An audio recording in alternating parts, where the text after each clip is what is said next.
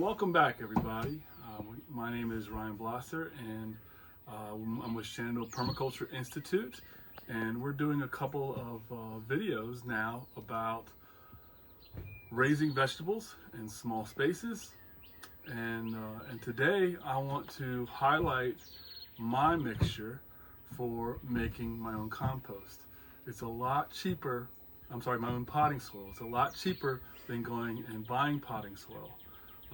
As a commercial grower, I often don't have time to make my own potting soil, and so in lieu of that, I'll go buy my potting soil, the best potting soil around, at New Country Organics.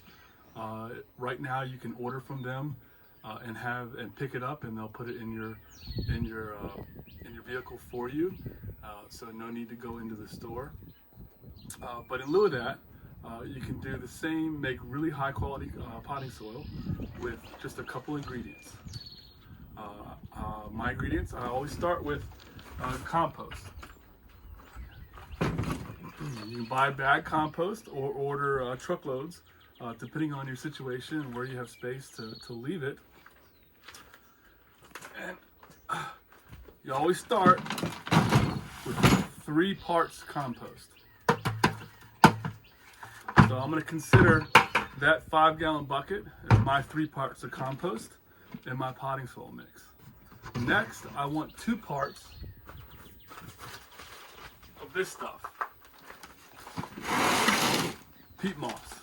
You could use coconut coir if you'd like, but I like peat moss. You can also order peat moss from Amazon. It will deliver it right to your house, or you can get it at any local ag store as well. So I'm gonna just fill this bucket up because I only need 2 parts of this. Since I did a full 5-gallon bucket, I'm just gonna fill this bucket up 2/3 of the way.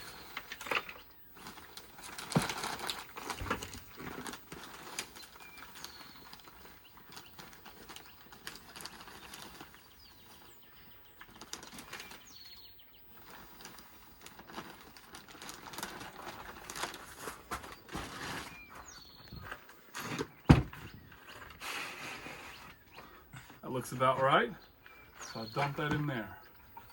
The next thing I need is a half of perlite. So 3 parts compost, 2 parts peat moss, half part perlite. So I don't need much perlite at all.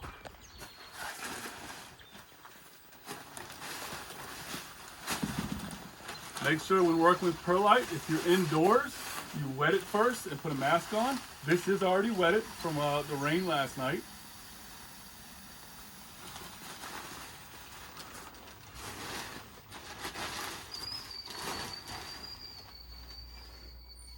And I'm working with it outdoors, so dump that in.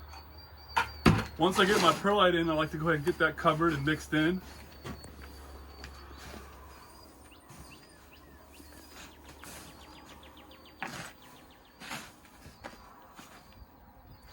The next ingredient in my soil mixture is a 1/10 part bone meal.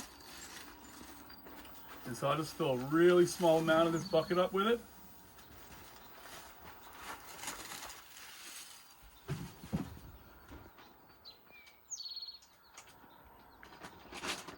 And then a 1/10 part kelp meal.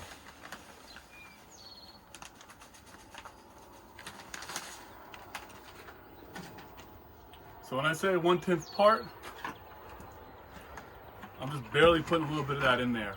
I'm not making exact measurements, but once you have a 5-gallon bucket as your vehicle to measure, it's really easy to break those down if you want to be more precise with your recipe.